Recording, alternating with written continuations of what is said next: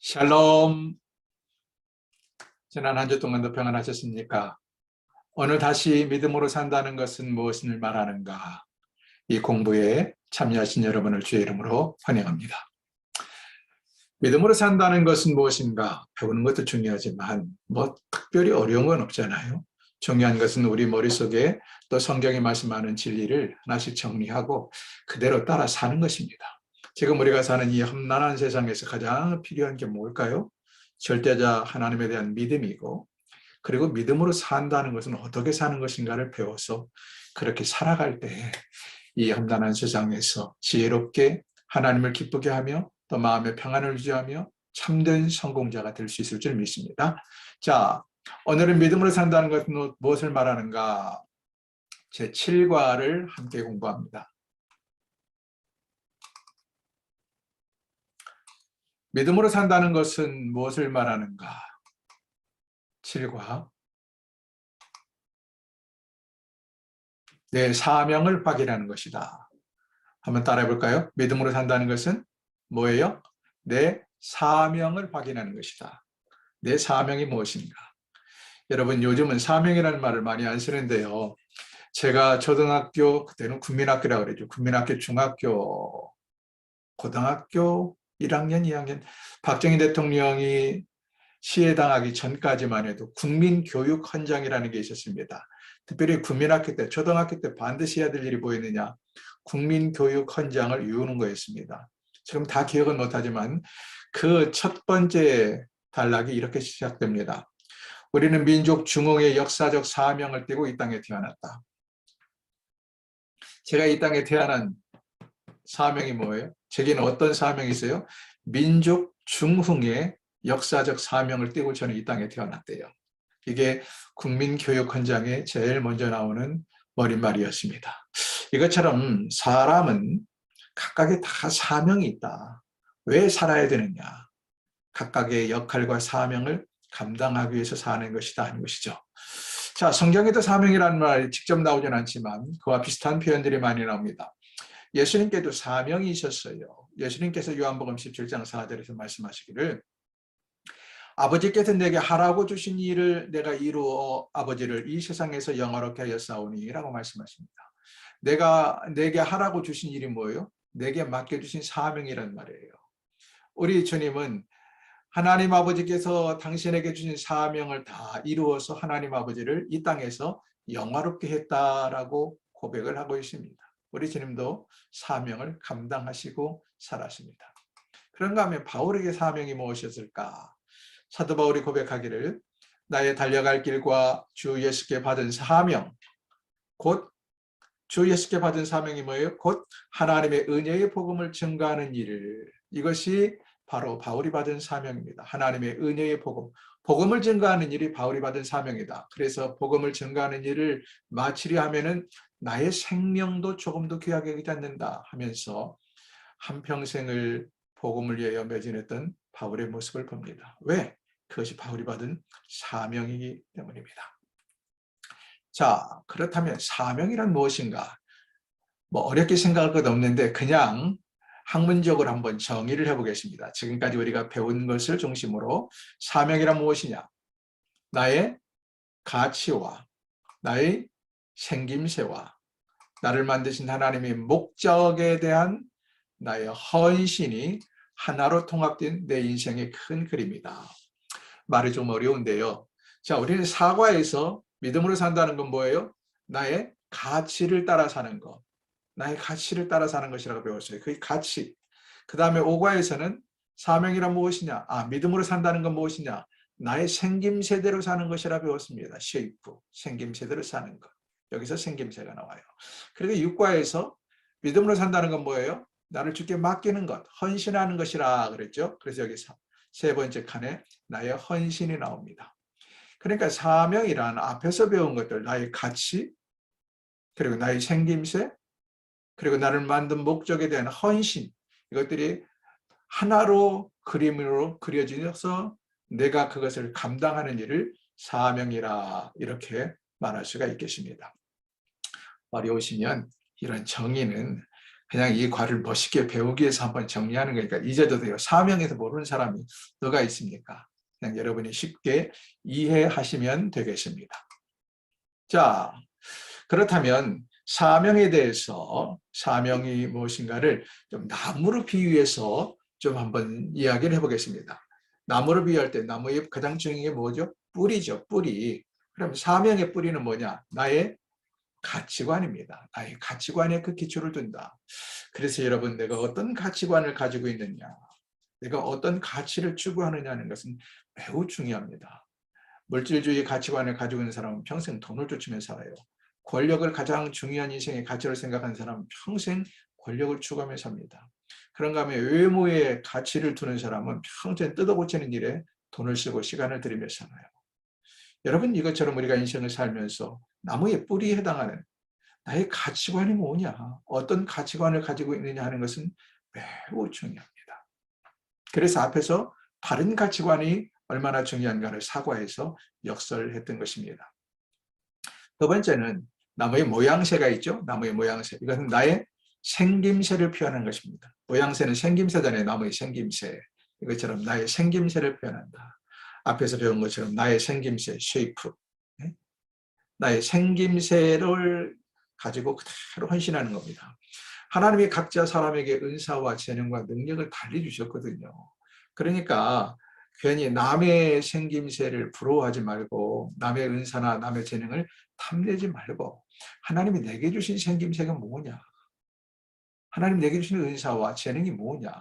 이것을 찾아내고 이것을 개발해서 그것으로 하나님을 기쁘게 하면 되는 것입니다. 그럴 때 인간은 행복해요. 요즘 가끔 보면 이제 제 나이 또 저보다 조금 젊은 나이 사람들은 자기 생김새를 사실 제대로 발견을 못했어요. 그 공부는 잘했어요. 그래서 예를 들어서 법관이 됐다 또는 의사가 돼서 큰 병원 원장이 됐어요. 근데 문제는 그게 자기의 본래의 생김새가 아니라 처음에는 죽자사자 공부해서 좋은 대학 가고 법관이 되고 의사가 됐지만 이제 먹고 살만하니까 자기의 생애가 이게 아닌 거예요. 내가 지금 뭐 살고 있나? 나는 전혀 기쁨이 없어요. 외과 의사가 하루 종일 그 손에다가 고무장갑을 끼고 네? 그 외과의 집기들을 들고 피를 뿌리며 사는 것이 하루 이틀이 아니에요. 근데 자기는 전혀 그런 은사와 재능이 없어. 어쩌다가 이과 선택해서 공부를 잘해서 의사가 됐을 뿐이죠. 그런 사람들이 만족할까요? 그 직업에 보람을 느낄까요? 그리고 오래 갈까요? 그래서 우리는 제가 이제 세상의 이야기를 들었는데 주님이 우리를 쓰시는 일에 있어서 그렇습니다. 사실 세속적인 일과 주님 일에는 따로 구분이 없잖아요. 엄밀히 말하면 하나님이 내게 어떤 은사와 재능을 주셨느냐 그걸 잘 발굴을 하고 개발을 해서 생김새대로 하나님께 헌신하는 것입니다. 생김새대로. 예를 들어서 여러분 자기 생김새대로 헌신하지 않으면 나이 먹을수록 자기 인생이 허무해요. 그리고 내가 헛살았다는 후회가 들고 그런 인생 살지 않기를 바랍니다. 세 번째는 열매입니다. 나무에게는 열매가 있죠. 열매. 나를 향한 하나님의 목적에 초점을 맞추는 것입니다. 나를 향한 하나님의 목적에 초점을 맞춰서 살면 열매가 맺어져요. 그리고 그 열매 때문에 마음의 기쁨이 있고 보람이 있단 말이죠. 사는 즐거움이 있고. 예를 들어서 농부가 힘들어서 감나무를 심었어요. 감나무를 심은 이유는 뭘까요? 감을 얻기 위해서죠. 그런데 이 감나무에서 밤이 열렸다. 그럼 되겠습니까? 그럼 목적이 다르잖아요. 밤을 얻기 위해서라면 밤나무를 심었을 텐데 감나무를 심었지 않습니까? 여러분 이것처럼 우리는 이웃과 사이를 위해서 하나님께서 내게 이 은사와 재능을 가지고 너는 잘 섬기라고 주셨는데 그걸 가지고 다른 일을 하면 되겠어요? 예를 들어서 하나님 내게 기가 막힌 머리를 주셨어요. 그 머리를 가지고 좋은 일을 위해서 사회를 위해 헌신해야지. 그걸로 컴퓨터 해킹 프로그램이나 만들어내고, 네? 또 요즘 무슨 뭐 사이버 테러나 하고 이런데 그 좋은 머리를 쓰면 되겠느냐고요. 하나님께서 내게 좋은 손기술을 주셨어요. 그럼 이 손기술을 가지고 좋은 과학 제품을 만들고 좋은 물건을 만들고 그래서 세상에 좀 기여해야지. 그걸로 좀 금고 따는 열쇠나 만들고, 네? 정교한 선을 가지고 이상한 일에 쓰면 되겠느냐고요. 나를 향한 하나님의 목적, 도대체 왜 내게 돈 버는 기술을 주셨는가? 또는 공부를 잘하는 인사를 주셨는가? 또는 좋은 체력을 주셨는가? 또는 말을 잘하게 하셨는가? 또는 음식 솜씨를 좋게 하셨는가? 그 목적에 초점을 맞춰서 살면 풍성한 열매를 맺게 된다. 네 번째, 기능입니다. 기능. 나의 역할을 분명히 보여준다. 나의 역할을. 그러므로 여러분, 내 역할과 남의 역할을 혼동하지 마세요. 언제나 남의 떡이 커 보인다는 말이 있어요. 괜히 나는 내가 수고하는 것이 빛을 보지 못하는 것 같고, 괜히 더 많은 수고를 하는 것 같고, 별로 가치가 없어 보이고, 여러 가지 그런 측면에서 자기 일에 대해서 만족하지 못하는 사람들이 있습니다. 남의 역할, 남의 떡, 남의 은사를 자꾸 탐내는 사람들이 있어요. 고린도전서 3장 6절을 사도 바울이 뭐라고 말씀하신 줄 아십니까? 나는 복음을 심었고, 그리고 아볼로는 복음에 물을 주었다. 그 역할이 다르다는 거예요. 사도 바울은 고린도 교회에 가서든 또는 에베소 교회에 가서든 뭘 했습니까? 교회를 세웠어요. 복음을 뿌렸어요. 열심히 전도했어요. 바울이 없는 동안에 에베소 교회에 아볼로가 왔었잖아요. 아볼로는 연설도 잘하고 또 나름대로 다른 특징이 있었어요. 그래서 이 아볼로가 물을 주었다라고 말합니다. 나의 역할을 분명히 보여줄 때 나는 다른 사람을 괜히 시기하거나 헐뜯지 않냐고 내가 한 일에 대해서도 나는 긍지와 자부심을 갖게 됩니다. 다섯 번째, 가치. 어디서 가치를 찾을 것이냐? 나의 성공이 무엇인지를 정의해 준다. 나무가 뿌리를 잘 내려서 아름답게 자라고 그리고 그것이 열매를 풍성하게 맺으면 그 나무는 가치가 있는 겁니다. 그 나무는 성공한 거예요. 그것처럼 나에게 성공이 무엇인지 정의해 주는 것은 바로 가치입니다. 가치. 성공이란 소정의 목표를 이루어 가는 것입니다. 자, 그렇다면 크게 두 번째로 어떻게 나의 사명을 발견하는가? 에베소서 5장 17절은 이렇게 말씀하시죠. 함께 읽어볼까요? 그러므로 어리석은 자가 되지 말고 오직 주의 뜻이 무엇인가 이해하라.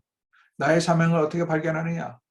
어리석게 자기 마음대로 판단하지 말고 주의 뜻이 무엇인가 분별하고 이해하는 것으로부터 시작이 되어야 됩니다. 나의 사명을 발견하기 위한 질문을 제가 몇 가지를 드리겠습니다. 네 가지 질문에 대한 하나님의 답변, 질문과 답변 형식으로 내가 하나님께 질문하는 거예요. 그럼 하나님께서 이에 대한 답변 형식으로 한번 나의 사명을 발견하는 것에 대해서 도움을 얻고자 합니다. 첫 번째는 무엇을 내 인생의 중심으로 삼을 것이냐. 무엇을 내 인생의 중심으로 삼을 것이냐. 여러분 생각해 보십시오. 우리가 살아가면서 도대체 산다는 게 무엇인지, 무엇을 내 인심의 중심으로 삼을 것인가? 무엇입니까?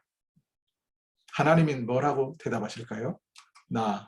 하나님이 내 인생의 중심이 되게 하라. 왜요? 우리 하나님이 우리 인생의 주인이세요. 창조자요, 주관자요, 내 인생의 주인이란 말이에요.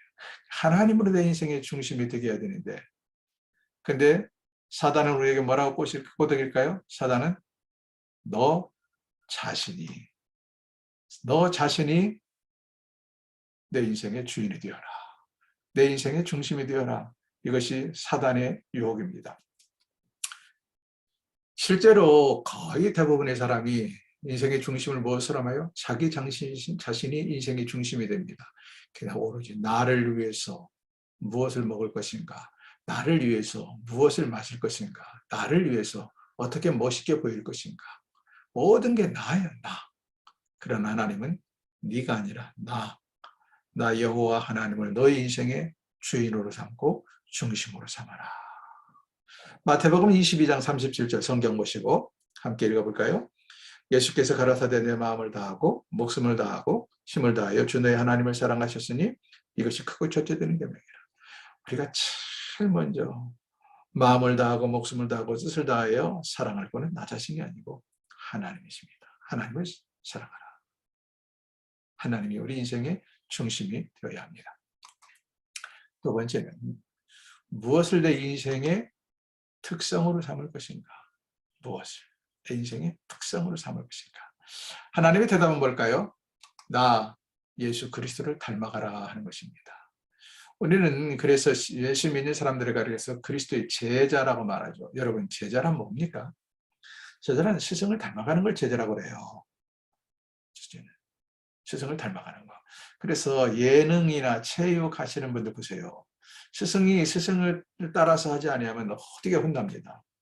그 외에 다른 방법도 있을 수 있지만 적어도 내가 어느 무슨 일 창을 하시는 분을, 남도 창을 하는 분을 내가 스승으로 모셨다.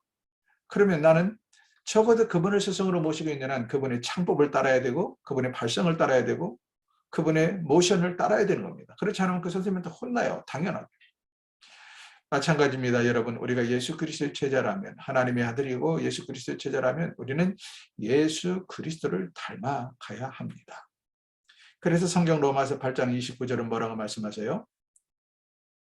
하나님이 미리 하신 자들로 또한 그의 아들의 형상을 본받게 하기 위하여 미리 정하셨으니 말합니다. 그 아들의 형상, 예수 그리스도의 형상을 본받게 하기 위하여 우리를 선택하시고 정하셨다라고 말씀하십니다. 그럼에도 불구하고 사단은 우리에게 어떻게 유혹을 할까요? 예수 그리스도를 닮지 말고 세상을 닮아가라. 세상을 닮아가라. 이렇게 끊임없이 우리를 유혹하고 많은 사람들로 하여금 그렇게 우리를 겁박하도록 만듭니다. 그래서 예수 믿는 사람들이 예수를 믿으면서도 예수 그리스도를 닮아가기보다는 세상을 닮아가기가 너무 쉬워요. 한 걸음만 나가면 넘실대는 게 세속이고 세상이기 때문에. 그래서 주일날 교회 오면 말씀 조금 듣고 예배 드릴 때 조금 그런가 보다 하다가 다시 세상으로 노출되면 모든 빛을 다 잊어버려요. 잃어버려요. 그리고 세상을 또 따라갑니다. 여러분, 내 인생의 특성을 무엇으로 삼을 것인가? 나가 아니고 세상이 아니고 뭐예요? 예수 그리스도를 닮아가는 것이다. 빌립보서 2장 5절은 뭐라고 말씀하십니까? 노트를 보세요. 너희 안에 이 마음을 품으라. 곧 그리스도의 예수의 마음이라. 고린도서 1장 10절도 주께 합당하게 행하라. 내 마음대로 살지 말고 행하지 말고 주께 합당하게 행하라 말씀하십니다. 세 번째로 무엇을 내 인생의 목표로 삼을 것이냐? 목표가 뭐냐? 내 인생의 목표. 하나님 뭐라고 말씀하실까요? 너의 생김새를 이웃을 돕기 위해 사용하라. 이웃을 돕기 위해 사용하라. 그러나 안타깝게도 사단은 뭐라고 말할까요? 사단은 우리에게 내 인생의 목표는 뭐예요? 내 생김새대로 내 인생을 즐기기 위해 사용해라. 이웃을 위해 사용하지 말고 너 자신을 위해서 사용하라고 말합니다. 그래서 자신의 은사, 재능, 자신의 능력 이것들을 대부분 사람들이 뭐 한댔습니까? 나 자신을 위해서, 나 자신을 즐기기 위해서, 나 자신의 인생을 위해서 돈도 벌고 성공도 하고 명예도 취합니다. 그러나 우리 하나님이 우리에게 갖는 기대는 나를 내 모양으로 지금 만드신 것은 하나님의 영광을 위한 것인데 하나님의 뜻대로 살도록 하기 위함입니다. 하나님의 뜻은 바로 나 아닌 이웃을 위해 살도록 하는 것입니다. 그래서 성경 보세요. 베드로전서 4장 10절 함께 시작. 각각 은사를 받은 대로 하나님의 각양 은혜를 맡은 선한 성지기 같이 어떻게 해요? 서로 봉사하라. 서로 섬기며 봉사하라. 여러분 우리 인생 중에 단 며칠이라도 나 아닌 남을 위해서 살아본 적이 있습니까? 내가 좀 손해를 보더라도 이웃을 위해서 양보하고 희생해 본 적이 있습니까? 그런 날이 많아지면 많아질수록 우리 하나님이 기뻐하십니다. 그것이 나를 오늘의 나로 여러분이 어떤 모습이든 어떤 능력을 가졌든 어떤 재능을 가졌든 오늘의 나로 만드신 이유이기도 합니다. 마지막 네 번째, 무엇을 내 인생의 관심으로 삼을 것이냐? 무엇을 내 인생의 관심으로? 하나님의 뜻은 뭘까요? 다른 사람들에게 예수 그리스도에 대해서 이야기하라. 복음을 전하라는 것입니다. 복음을 모르는 사람이 가장 인생에서 불행한 사람입니다. 왜? 이 세상에도 똑같이 외모도 똑같고 겉모습은 똑같을지 모르지만 세상엔 두 부류의 인생이 있잖아요. 하나는 천국으로 갈 인생, 하나는 지옥으로 갈 인생. 그러니까 복음을 알지 못하고 복음을 믿지 않는 사람은 아무리 그 사람이 이 세상에서 떵떵거리며 살고 잘생기고 부족함이 없이 보여도 인생 100년 산 다음에는 지옥행 열차를 타게 되어 있다. 그러므로 어떤 사람이 가장 불행하고 불쌍하냐? 예수를 그리스도를 믿지 않는 사람이 가장 불행하고 불쌍한 사람입니다. 그런 사람들에게 예수 그리스도에 대해서 이야기를 하라, 전하라 하는 것이죠. 마태복음 8장 28장 18절 함께 볼까요? 예수께서 나와 일러 가라사대 하늘과 땅의 모든 권세를 나에게 주셨으니 그러므로 너희는 가서 모든 족속으로 제자를 삼아 아버지와 아들과 성령의 이름으로 세례를 주고 내가 너희에게 분부한 모든 것을 가르쳐 지키게 하라.